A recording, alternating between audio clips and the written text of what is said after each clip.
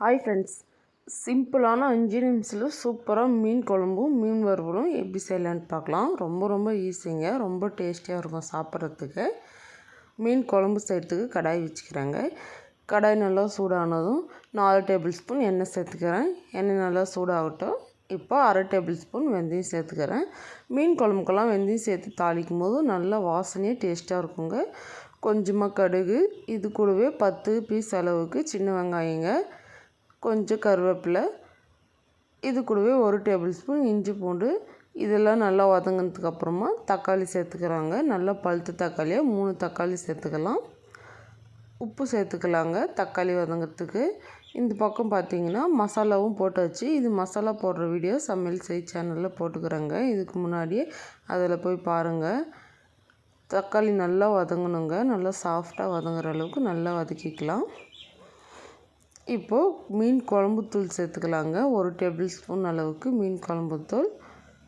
நம்ம வீட்டில் ரெடி பண்ணி வச்சுக்கிற மிளகாய் தூள் 2 டேபிள் ஸ்பூன் சேர்த்துக்கிறேன். சேர்த்துட்டு நல்லா மிக்ஸ் பண்ணிக்கலாங்க. நல்லா வதக்கிக்கோங்க. மசாலா தீஞ்சு போகாமல் கேஸ் கம்மியாக வச்சுட்டு மசாலாவில் இருக்கிற பச்சை வாசனைலாம் போகிற வரைக்கும் நல்லா மிக்ஸ் பண்ணிக்கலாம். இந்த குழம்பு செய்கிறது ரொம்ப ஈஸி தாங்க. சாப்பிட்றதுக்கு ரொம்ப டேஸ்ட்டாக இருக்கும். இப்போ புளி சேர்த்துக்கலாங்க. மீன் குழம்பு கொஞ்சம் புளிப்பாக வச்சாதாங்க டேஸ்ட் ரொம்ப நல்லாயிருக்கும். புளிப்பு எந்த அளவுக்கு தேவையோ அந்த அளவுக்கு சேர்த்துக்கோங்க. நான் சின்ன லெமன் சைஸ் புளியை தண்ணியில் நல்லா ஊற வச்சுட்டு கரைச்சி சேர்த்துக்கிறேன். இப்போ டேஸ்ட் பார்த்துக்கோங்க. உப்பு கொஞ்சம் கம்மியாக இருக்கிற மாதிரி இருந்துச்சு, அதனால நான் உப்பு சேர்த்துக்கிறேன். உப்பு சேர்த்துட்டு நல்லா மிக்ஸ் பண்ணிக்கோங்க. இந்த ஸ்டேஜில் கொஞ்சமாக கொத்தமல்லி சேர்த்துக்கோங்க. நல்லா வாசனையாக இருக்கும். பாருங்கள், இந்த மீன் தான் எடுத்துக்கிறேங்க, பாப்புலேட் மீன். இதோட தலையெல்லாம் முதல்ல சேர்த்துக்கலாங்க. தலையெல்லாம் கொஞ்சம் வேகிறதுக்கு லேட் ஆகும், அதனால் முதல்ல சேர்த்து கொஞ்சம் நேரம் வேக வச்சதுக்கப்புறமா நம்ம மீதி இருக்கிற பீஸெல்லாம் சேர்த்துக்கலாம். தலையெல்லாம் சேர்த்துட்டேன் பாருங்கள், நல்லா வேகட்டும். இந்த பக்கம் பார்த்திங்கன்னா மீன் வறுவலுக்கு ரெடி பண்ணியாச்சு. மீன் நல்லா வெந்துங்குது. தலை ஓரளவுக்கு வெந்ததுக்கப்புறமா மீதி இருக்கிற பீஸெல்லாம் சேர்த்துக்கலாம். மீன் வேகிறதுக்கு ரொம்ப நேரம் எடுக்காதுங்க, கொஞ்சம் நேரத்தில் வெந்துடும். அதனால் கடைசியாக சேர்த்து நல்லா மிக்ஸ் பண்ணி வேக வச்சு எடுத்தால் சூப்பரான மீன் குழம்பு ரெடி ஆகிடும். இந்த பக்கம் மீன் வறுவலும் ரெடி ஆகின்னு இருக்குது.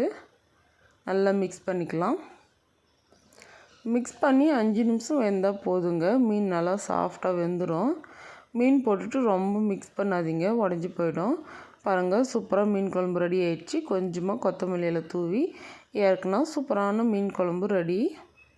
இது நல்லா சுட சாதத்தோடு போட்டு மீன் போட்டு சாப்பிட்டா ரொம்பவே டேஸ்ட்டாக இருக்குங்க.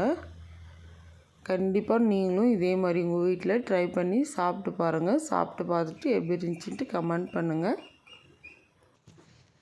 கண்டிப்பாக இந்த சிம்பிளான மீன் குழம்பு உங்களுக்கு பிடிச்சிருக்குன்னு நினைக்கிறேன். பிடிச்சிருந்தா சமையல் செய் சேனலில் லைக் பண்ணுங்கள், ஷேர் பண்ணுங்கள், கமெண்ட் பண்ணுங்கள். மறக்காமல் சப்ஸ்கிரைப் பண்ணுங்கள்.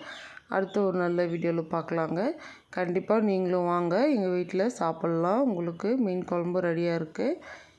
அடுத்த வீடியோவில் பார்க்கலாம்.